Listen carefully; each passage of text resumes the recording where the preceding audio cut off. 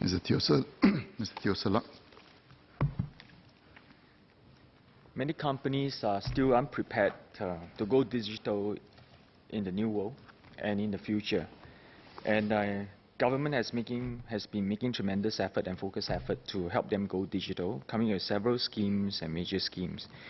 But for many companies, due to their business nature and the length of time they have been in business, they're still trying to figure out which part of the process can be digitized.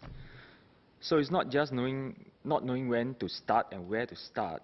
There are a couple of scenarios in my sense that these businesses could not see the need to change. They have been entrenched in the business for too long, and they possibly have a winning formula in the business, and they have built such the depth in their domain knowledge that they didn't see the need to change. And also, some things they are best rely on manual labor, not because it's more cost effective, but because it could possibly give them the efficiency and the margins that they're looking for. So they don't find the need to change and no motivation to go digital at all.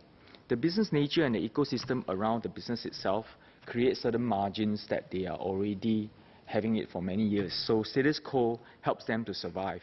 And going digital is a form of risk.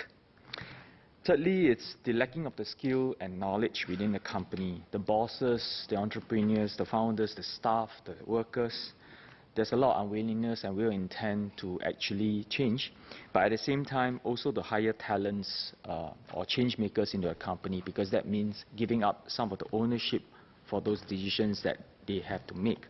So how do we get them to digitize? And in a sense, are we prepared to actually allow some of them to consolidate or even fade away if they do not go digital? So there are many schemes and programs rolled out for these local enterprises to help them in this new wave of the digital economy. About how effective have they been, and are we really seeing more and more companies coming forward? There are almost 200,000 SMEs around in Singapore, but how many actually has taken up and actually go digital? Over several weekends, at the grassroots and the community level, I organized several small gatherings in different locations for residents. And over time, more and more residents will join such gatherings, and we find that it's getting harder and harder to do things in a manual approach, including signing up for some of the activities or even knowing whether they are going to come or not, and as well as conducting surveys with these residents. So we figured that maybe we should digitize the process and then make it a little bit more online, that will be more accessible for them, at the same time easier to collect the data. But including my volunteers and the residents, not everyone is receptive to it. Of course, there are some elderly that will find it very hard, and so we will actually have to keep the manual process going.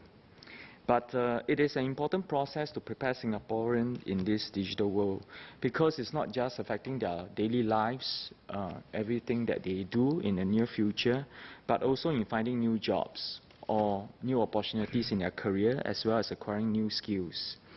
My sense in this process of change is that preparing Singaporeans to be able to actually adapt to this new digital world, we certainly have still a distance to go.